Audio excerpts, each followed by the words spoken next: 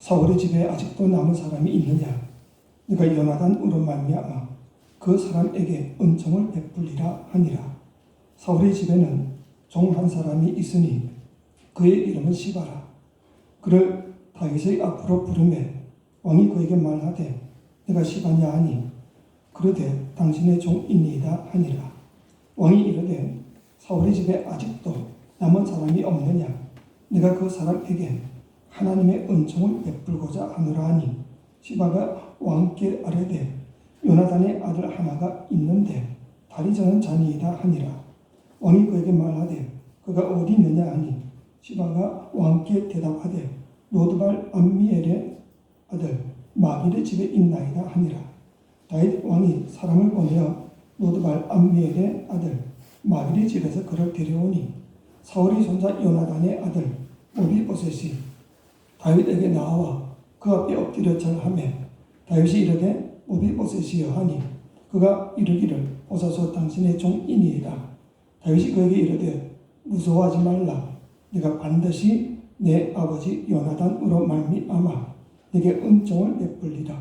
네가 내 할아버지 사울의 모든 밭을 다 네게 도로 주겠고 또 너는 항상 내 상에서 떡을 먹을지니라 하니 아멘. 이 말씀은 이 말씀입니다. 크리스마스가 가까운 오늘의 미국 중서부 어느 작은 도시에 있는 우체국에서 있었던 일입니다. 할머니 한 분이 이 크리스마스 카드 몇 장을 붙이기 위해서 우체국을 찾았는데 크리스마스 시즌이니까 사람들이 많이 줄을 서 있었습니다. 그 줄을 길게 서 있는 그 모습을 보고 이 우체국 직원이 와서 이렇게 양해의 말씀을 말하는 겁니다. 특별한 우편물이 아니고 단순히 그냥 카드나 엽서나 뭐 이런 것을 보내기 위해서 그 우표를 사실 분들은 복도에 있는 자판기 우표를 바로 뽑을 수 있는 자동 판매기를 이용하시기 바랍니다. 그래서 많은 사람들이 그쪽으로 갔는데 여전히 이 할머니는 계속해서 줄을 서 있는 겁니다. 연로하신 분이 줄을 서 있는 것이 안타깝게 여겨서 그 직원이 가서 이야기를 합니다. 할머니, 저 복도에 있는 자판기에 가면 빨리 우표를 뽑을 수가 있습니다. 그랬더니 할머니가 하시는 말씀이 저 기계는 나를 건강하게 못해준다고. 그래서 이 직원이 무슨 말인지 이해가 되지 못해서 그 할머니께 다시 물었습니다. 할머니 그게 무슨 말이냐고. 그랬더니 할머니가 그런 이야기를 합니다. 내가 여기 올 때마다 여러분들이 환한 웃음으로 반겨주시고 또 친절하게 나에게 말을 걸어줄 때마다 내 몸이 아주 건강해지는 것을 느낀다. 근데 저 밖에 있는 기계는 전혀 그렇지 않다. 그러니 저 기계는 나를 건강하게 해주는 것이 못 된다. 이 할머니가 그리워하고 바라던 것은 바로 친절함인 것을 우리가 알 수가 있지요. 이 친절을 성경적인 용어로 이야기를 하면 갈라디아서 5장 22절에 나오는 바로 성령의 열매 중 하나인 자비입니다.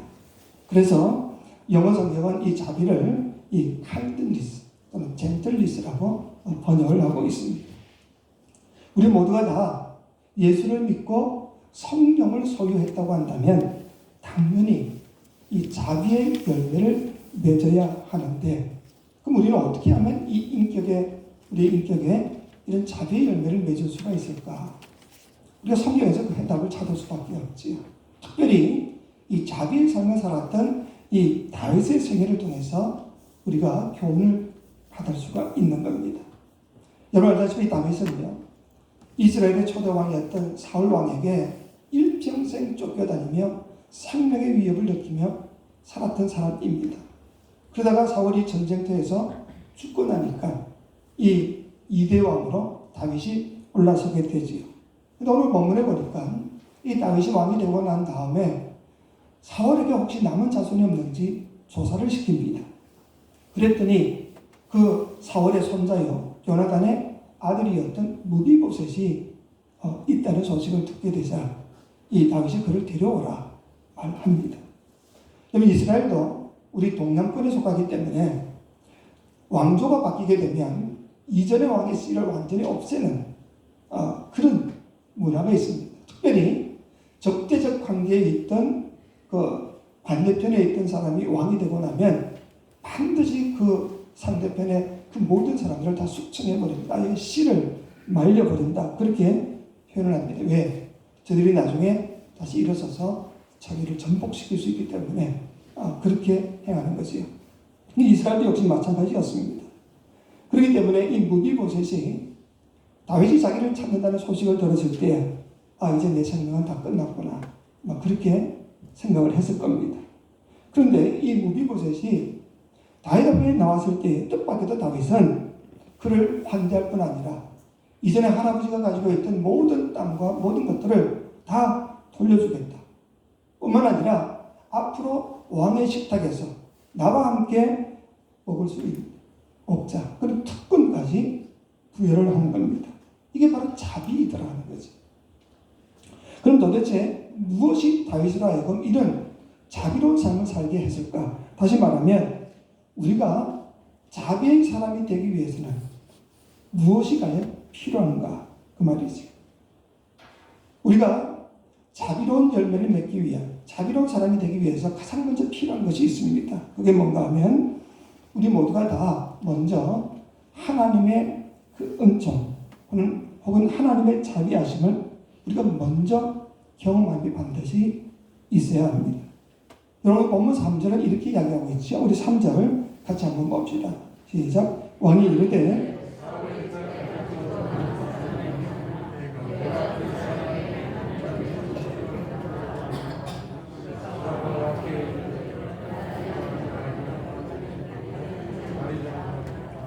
아멘.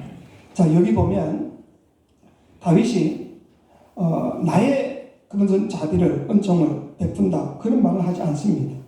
여기 뭐라고 되어 있습니까? 빨간 표시가 되어 있죠. 바로 하나님의 은총을 베풀고자 한다. 그렇게 있습니다. 여기서 이 은총이라는 단어는 히브리어로 보면 헤세드라고 하는데 이것은 하나님의 성실성에 근거한 사랑을 의미하고 있습니다. 무슨 말인가 하면 저주받아 마땅한 우리들이지만 우리를 불쌍히 여기셔서 오히려 우리를 저주하지 아니하고 선을 베풀어 주신다. 그게 바로 자비함입니다. 우리 모두가 다 하나님의 이 자비하심, 이 은총을 받은 자들 아닙니까? 우리가 잘 알고 있는 에베소 2장 8절에 보시면 너희는 그 은혜에 의하여 믿음으로 말미암아 구원을 받았으니 이것은 너희에게서 난 것이 아니요 하나님의 선물이라. 우리가 구원받은 이유는 내가 무슨 의로운 행위를 하고 착한 행위를 많이 했기 때문이 결코 아니라 하나님이 우리에게 선물로 거저 주셨다 이야기합니다.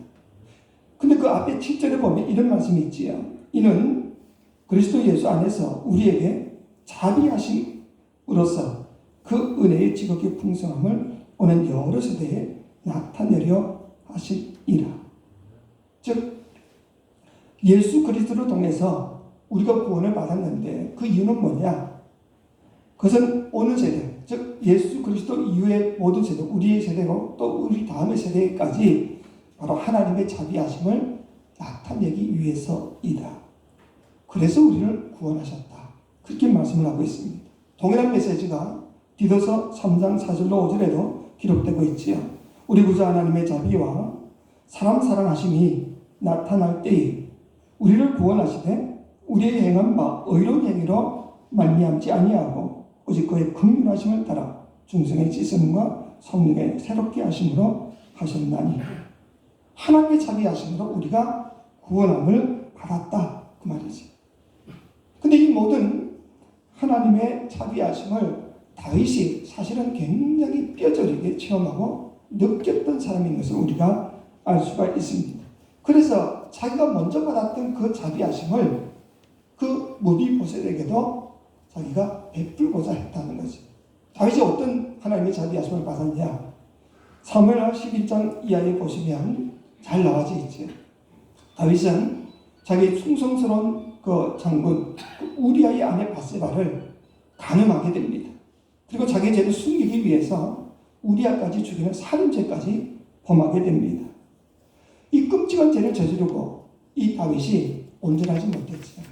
밤마다 번민했다. 그리고 그 눈물이 그 자기 베개를 띄울 정도로 그렇게까지 가슴 아파했습니다. 결국은 하나님 앞에 자기의 죄를 다 토해내고 용서를 받고자 고백하죠. 그래서 10편 51편에 보시면 다윗의 참회의 고백이 이렇게 시작합니다.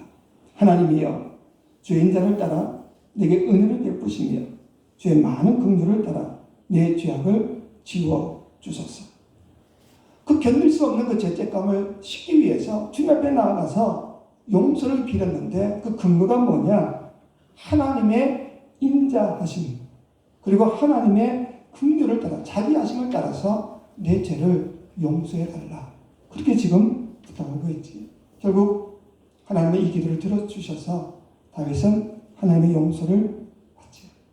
그러니 이 다윗은 하나님의 이 무한한 은총과 자비하심을 제대로 체험했던 그리고 그대로 깨달았던 사람이지요. 그래서 자기가 받았던 그 자비하심을 다른 사람들과 나누고 싶었다. 그 말입니다. 여러분 우리들 역시 마찬가지입니다.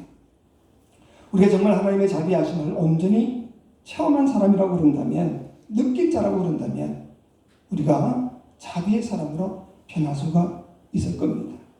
나의 죄로 인하여서 하나님은 나를 진노의 자식으로 멸할 수밖에 없었음에도 불구하고 저주받아 마땅한 나를 오히려 있는 그대로 받아주시고 보혈의 능력으로 씻어주셨을 뿐 아니라 우리를 하나님의 자녀로 삼아주셨습니다.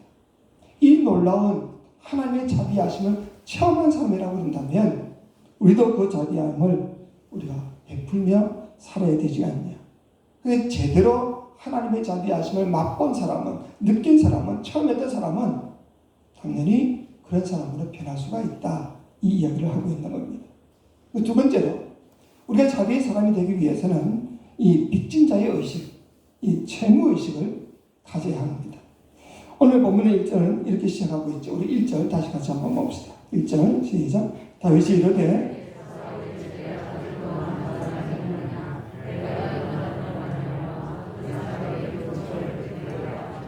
아멘. 내가 요나단으로 말미암아 그 사람에게 은총을 베풀리라. 7절에 보면 또 비슷한 어떻게 보면 똑같은 말이 나오지. 물비보셋을 만나자마자 다윗이 뭐라고 하는가 하니 다윗이 그에게 이르되 무서워하지 말라. 네가 반드시 내 아버지 요나단으로 말미암아 내게 은총을 베풀리라. 요나단과 이 다윗은 무슨 일이 있었는가? 우리가 알다시피 다윗과 사울, 그 아버지 사울과는 그 원수 관계에 있었던 것을 알 수가 있습니다. 치밀하게 다윗을 시기질투해서 죽이려고 쫓아다녔지요. 하지만 요나단은 자기 아버지 사울이 잘못하고 있다는 것을 알았습니다. 근데 이것은 사실은 하나님께서 한 일이지.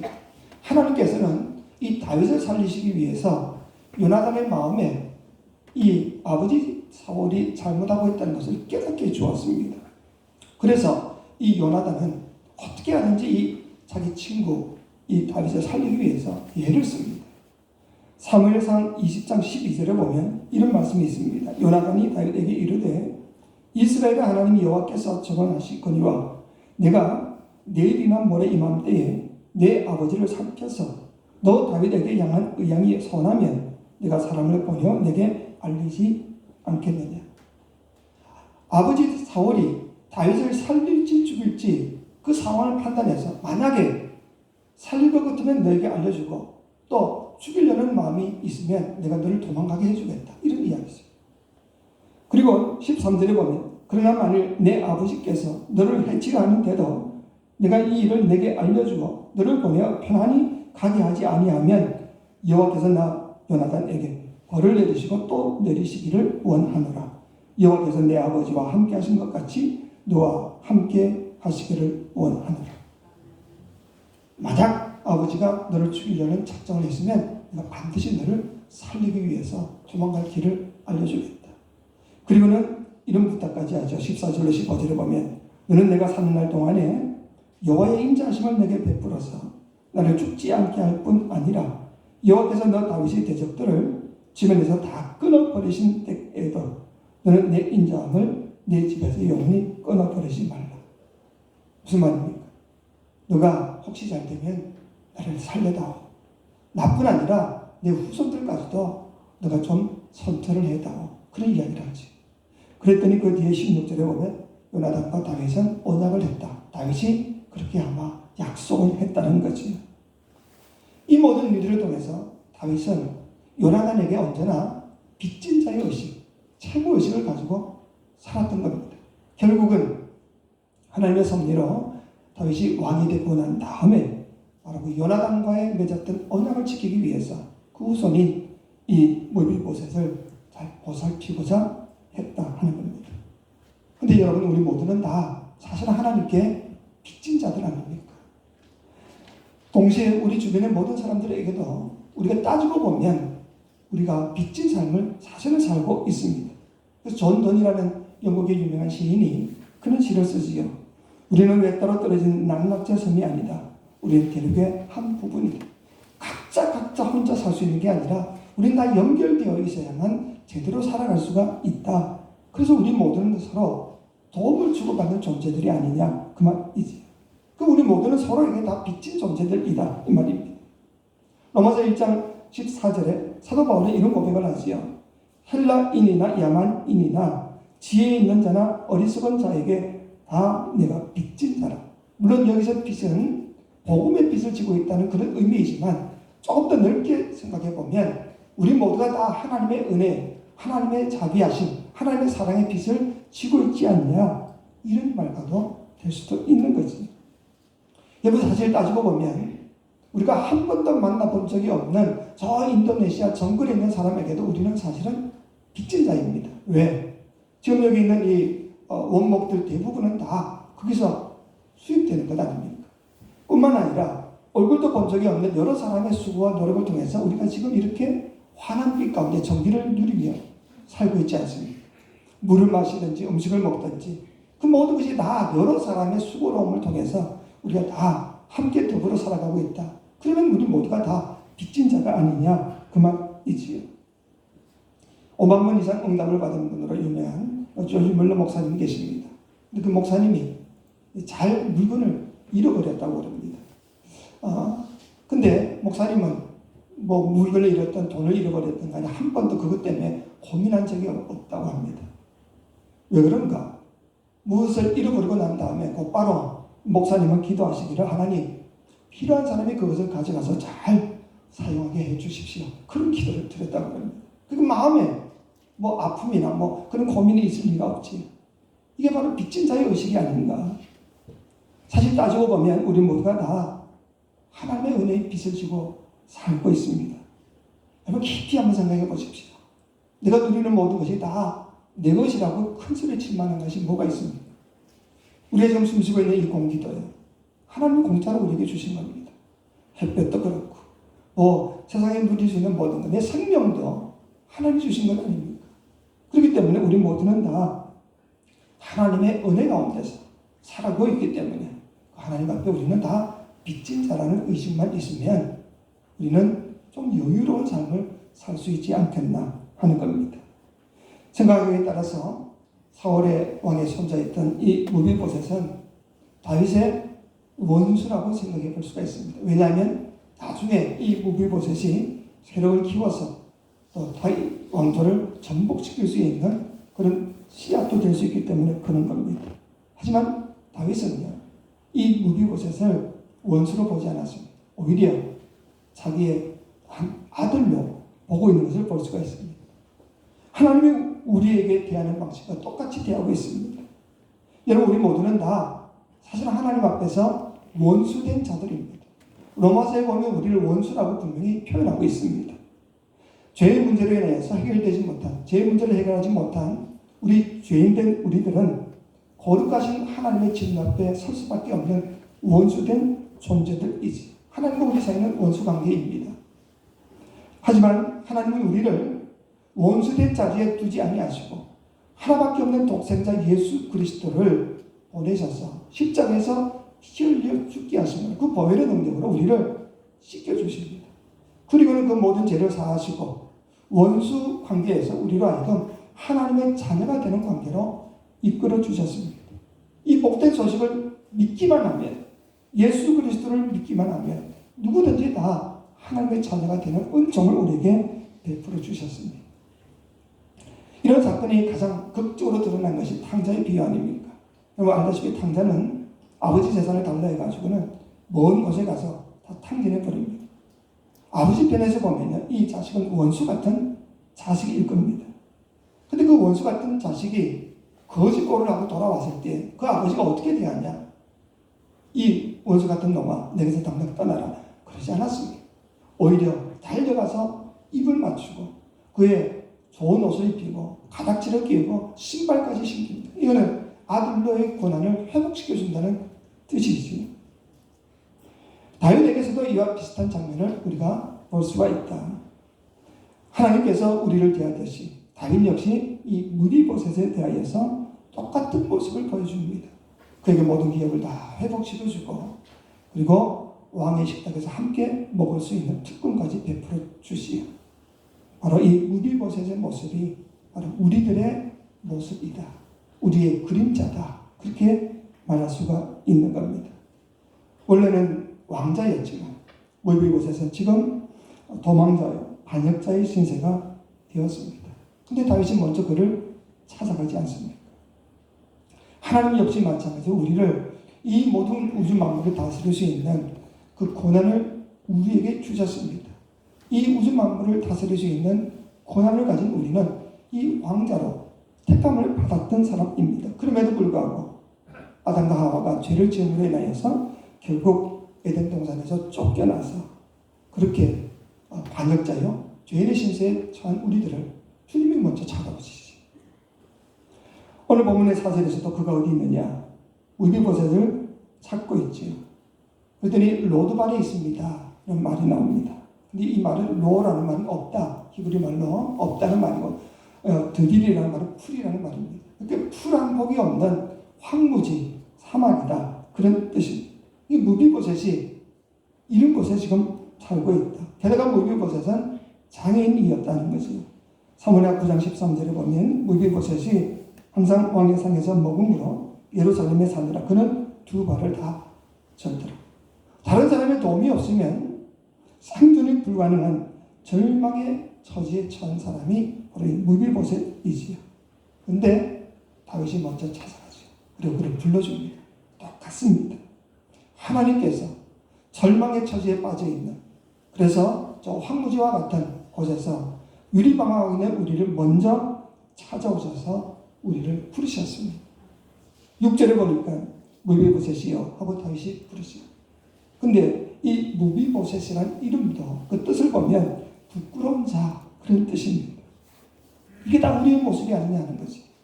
하나님께 반역하고 죄를 지음으로 유리방황하고 있는 우리 부끄러운 우리들을 주님이 먼저 찾아오셨습니다. 그리고 어떻게 말씀하시냐? 10절에 보니까 이런 말씀이 있죠. 우리 7절 같이 한번 봅시다. 시작. 다윗이 그에게 이르되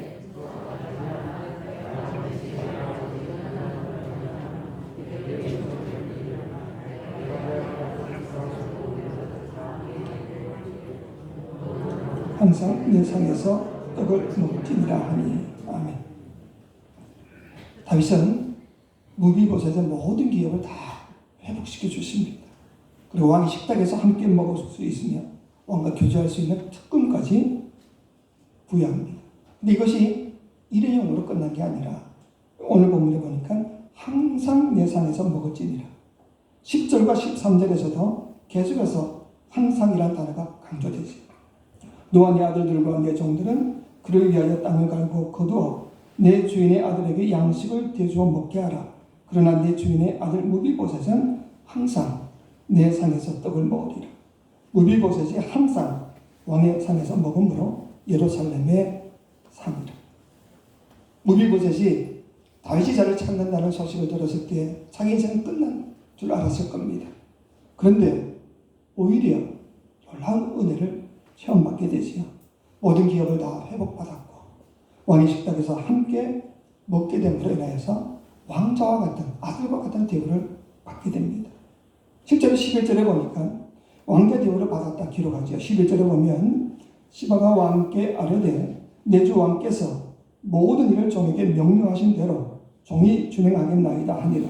무비보셋은 왕자 중 하나처럼 왕의 상에서 먹으니라. 왕자 중 하나처럼. 이런 은혜를 받았던 이 무비보셋이 뭐라고 고백을 합니까? 8절에 그가 절하여 이르되 이 종이 무엇이기에 왕께서 죽은 개같은 나를 돌아보시나이까 하니라. 절망 중에 빠질 수밖에 없었던 그를 하나님의 놀라운 은혜와 자비를 베풀어 주셔서 나를 이렇게 회복시켜 주시다니 그 은혜를 감사하는 내용이 나옵니다. 여러분, 이 내용이 바로 우리들의 이야기임을 믿으시기 바랍니다. 우리 모두는 다 하나님 앞에 원수된 존재들이었습니다. 근데 하나님이 무한한 자비와 사랑을 베풀어 주심으로 우리도 하나님의 자녀가 되는 특권을 가지게 되었다. 우리 모두가 다 왜 유대에게 무관심하고 불친절하냐, 나와 관계없는 사람이라는 생각 때문에 그러지 않는가 하는 겁니다. 하지만 그들 역시 하나님 아버지를 믿고 의지하게 되면 나와 똑같은 하나님의 자녀라 하는 그런 의식만 가진다 그런다면 우리 그렇게 함부로 대할 수는 없겠죠. 믿는 사람들끼리도 조금은 안 좋은 관계가 있을 수는 있습니다. 그러나 언젠가는 하나님의 은혜 가운데서 이 불화의 문제가 반드시 해결되어야 되지요. 그러지 못하면 편히 눈을 감을 수가 없기 때문에 그렇습니다. 이게 바로 가족의식입니다. 다시 품을 수밖에 없는 그 마음, 그게 바로 자비함입니다. 근데 재미있는 것은 이 친절, 이 자비라는 단어가 헬라어로 보면요, 크레스토테스라고 합니다. 크레스토테스. 근데 우리가 알다시피 우리 예수님을, 그리스도를 크리스토스라고 하죠. 근데 크리스토테스, 크리스토스, 이 발음이 비슷하다 보니까 세상 사람들이 이걸 잘 구분을 못했습니다. 그래서 예수 믿는 사람, 우리 그리스도를 이 친절하신 분, 자애로우신 분, 이런 것으로 생각을 했다는 거죠. 그래서 예수 믿는 사람들이 역시 마찬가지로 자애롭고 그리고 친절하고 사랑이 많은 사람들이다, 이렇게 여겼다는 거죠. 근데 예수 믿는 사람들 가운데 그러지 못하고 불친절한 사람에게는 당신 예수 믿으면서 왜 그렇게 불친절하냐고 그렇게 비난을 했다고 합니다. 여러분, 그렇기 때문에 우리는 누구에게나 이 친절, 이 자비함을 베풀 수가 있어야 하지 않냐 하는 거죠.